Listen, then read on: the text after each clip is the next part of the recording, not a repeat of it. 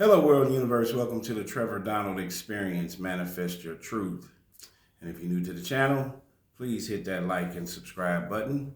And for those of you that have been my continued followers, I want to say thank you. And just all of us who are navigating our way through this wonderful and trepidous world we call life.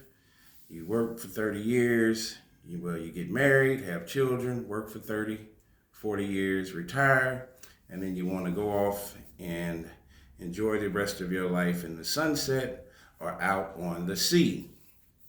Well, there's one particular couple in Virginia was doing just that. They were a retired couple from Virginia, and instead of retiring in the sunset, they wanted to retire out in the open sea and enjoyed their boat.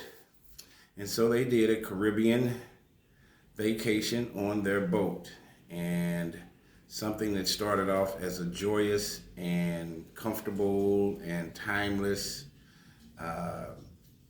coexistence between a husband and a wife ended in tragedy.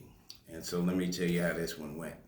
Escaped prisoners left bloody trail after hijacking Virginia couple's yacht in the Caribbean, and they likely tossed their bodies overboard. 3 escaped prisoners hijacked an American couple's yacht and left a bloody trail after likely tossing the victims' bodies overboard in the Caribbean, police revealed on Monday. Local authorities said Ralph Hendry, 66, and his wife, Kathy Brandale, 71, both of Virginia, are presumed dead after they were last seen on February 18th, and the boat was found anchored and deserted days later. Royal St. Vincent and Grenadines Police Force official Junior Simmons said during a press conference on Monday afternoon that the officers who responded to the boat found a scene that was consistent with signs of violence. Several items were strewn on the deck and in the cabin, and a red substance that resembled blood was seen on board, Simmons said. There was no discovery of the bodies on board the yacht. Evidence suggests the couple were killed on board, the Royal Grenada Police Force said last week. Royal Grenada Police Force Commissioner Don McKenzie also said during a briefing that evidence indicates the bodies were disposed of while the yacht was sailing between Grenada and St. Vincent after it was commandeered.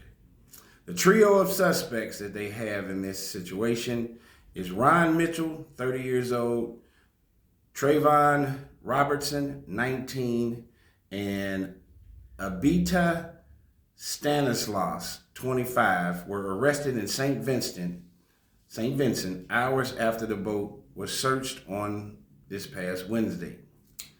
The 3 men escaped from police custody on February 18th.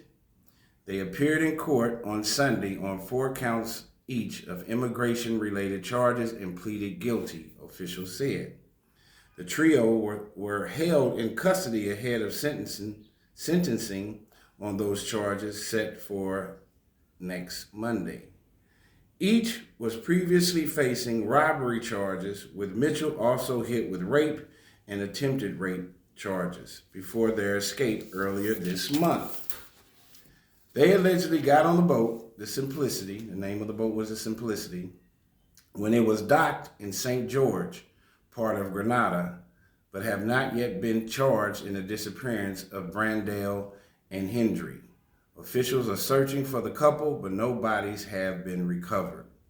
The family of Brandale and Hendry were holding out hope over the weekend that their loved ones would be found alive. One of their sons, Nick Burrow, said he and his brother, Brian Hendry, are doing the best to try and get answers to find out what is next in terms of hopefully finding them safely recovered somewhere on the island. What a tragic story. And all indications are leading to the fact that these 3 gentlemen from the islands jumped on their boat. Well, they escaped custody and got on their boat in the Caribbean while these two loved ones are enjoying their lives, and actually were probably saying, hey, let's get on our boat, let's get away from the chaos in the United States, and let's go to the Caribbean, which promotes and advocates and markets everybody's to be happy, to drink out of pineapple, to drink margaritas, to have a little tequila, to listen to some reggae or some Caribbean music, and just enjoy our lives. But guess what?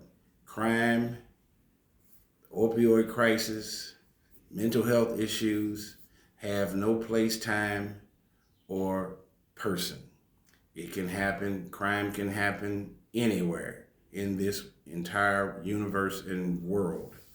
But of course, many of us have been accomplished financially and have done well will have a place in Florida or the Caribbean or on the island of Puerto Rico or Belize, and are doing that under the auspices that they're getting away from the chaos of life and trying to enjoy their lives. But just as I said, you have to keep your head on a swivel and utilize the 5 senses that God has given us. And always pay attention and be aware because crime can happen anywhere. It doesn't have a zip code. It does not have a border between city and suburb. It does not have a delineation between gender, race, creed, or color.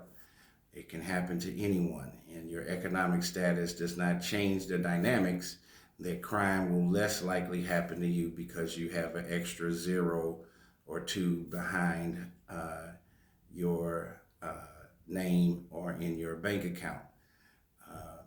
And this is an unfortunate circumstance. It's a tough world out here.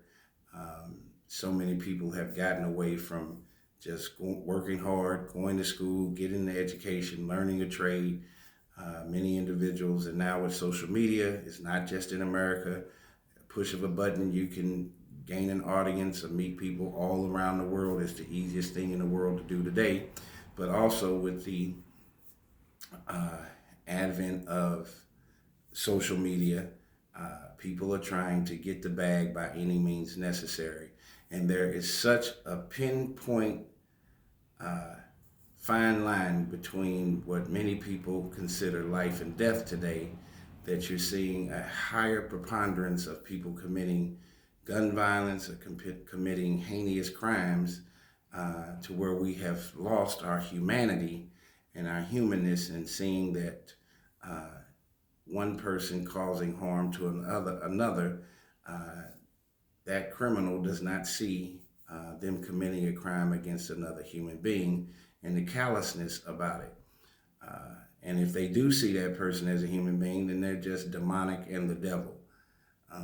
This is a very sad case. Like I said, these two individuals were 66 to 71 years old, just enjoying a Caribbean vacation, and crime came right to their front door on their boat. And now it is assumed that they were killed in the middle of the ocean or the sea and dumped off the boat.